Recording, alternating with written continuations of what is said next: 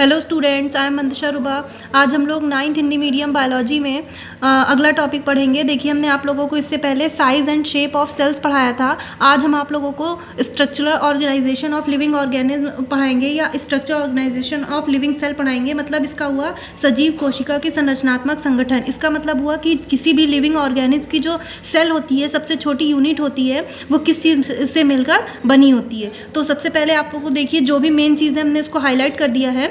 जो भी कोई भी लिविंग सेल जो होती है वो 3 मेन चीज़ से मिलकर बनी होती है। सबसे पहले सेल के बाहर जो झिल्ली पाई जाती है उसको हिंदी में जीव द्रव्य कला या इंग्लिश में प्लाज्मा मेम्ब्रेन या सेल मेम्ब्रेन कहते हैं। उसके बाद उसके अंदर जो तरल द्रव्य भरा होता है उसको हम लोग जीव द्रव्य या प्रोटोप्लाज्म कहते हैं। और अंदर जो उसके कोशिकांग होते हैं, विभिन्न कोशिकांग जो होते हैं, वो जीव द्रव्य में तैरा करते हैं, जिसको हम लोग सेल ऑर्गेनल्स कहते हैं। तो इसका मतलब हुआ कि किसी भी लिविंग सेल में 3 मेन पार्ट होते हैं, प्लाज्मा मेम्ब्रेन, प्रोटोप्लाज्म और सेल ऑर्गेनल। और इन्हीं तीनों को हम लोगों को डीपली पढ़ना है। तो अब देखिए, इसके नीचे एक टेबल दी गई है। इसमें दिखाया गया है कि जो कोशिका होती है उसमें मेन 3 पार्ट हैं। देखिए, तीनों को अलग अलग दिया गया है। पहले बाह्य आवरण, फिर जीव द्रव्य और कोशिकांग। बाह्य आवरण मतलब जो बाहर झिल्ली होती है। झिल्ली 2 प्रकार की होती है, कोशिका कला और कोशिका भित्ति। कोशिका कला लिविंग सेल में सब में पाई जाती है, मतलब प्लांट सेल में भी पाई जाती है और एनिमल सेल में भी पाई जाती है। और जो कोशिका भित्ति होती है वो सिर्फ प्लांट सेल में पाई जाती है। उसके बाद उसके अंदर जो तरल द्रव्य भरा होता है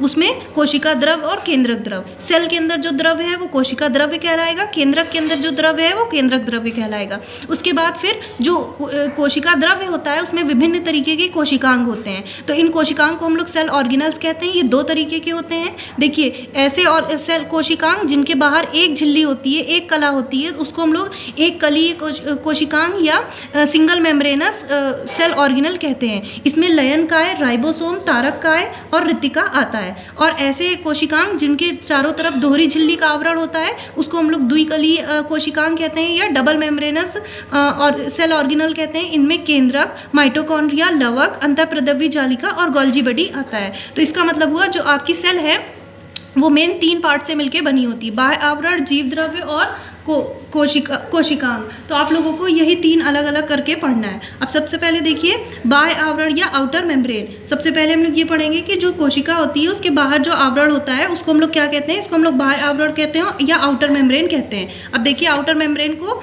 अलग से डीपली दिया गया है समझाने के लिए। सबसे पहले देखिए, हेडिंग दी गई है प्लाज्मा झिल्ली अथवा कोशिका झिल्ली।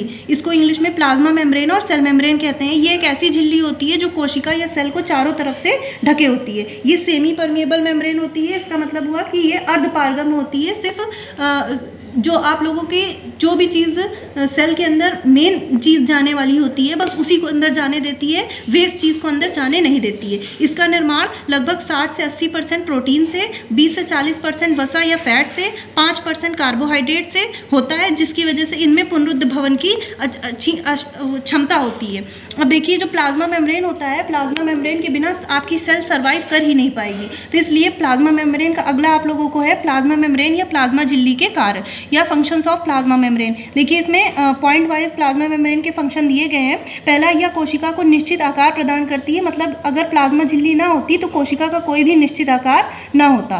दूसरा, यह कोशिकांगों को सुरक्षा प्रदान करती है। मतलब जो कोशिका के अंदर कोशिकांग होते हैं उसको बाहर से ये ढके रहती है, जिससे कोशिका के अंदर कोशिकांग को सुरक्षा प्रदान होती है। तीसरा, चयनात्मक पारगम्य होने के कारण यह चयनित या विशिष्ट आयनों या पदार्थों को ही कोशिका के अंदर या बाहर आने जाने देती है। इसका मतलब ये हुआ कि ये सेमी परमिएबल होने की वजह से जो भी चीज़ें अंदर और बाहर आती जाती हैं उससे चीज़ें जो होती हैं, जैसे कि मान लीजिए अगर वाटर आना चाह रहा है तो उसको अंदर आने देगा, मगर अगर कार्बन डाइऑक्साइड अंदर आने वाली है तो उसको नहीं आने देगा। तो ये गुण जो होता है ये सेमी परमिएबल कहलाता है, मतलब अर्धपारगम, जिसकी वजह से कोशिका के अंदर वही चीज़ आ पाती हैं जो ज़रूरी होती हैं। और लास्ट है, कोशिका में पदार्थों के परिवहन को नियंत्रित करता है। मतलब इसका ये हुआ कि कोशिका के अंदर किसी भी चीज़ के आने और जाने का जो नियमन है उसको प्लाज्मा झिल्ली ही नियंत्रित करती है। तो ये आप लोगों का प्लाज्मा झिल्ली का कार्य हो गया।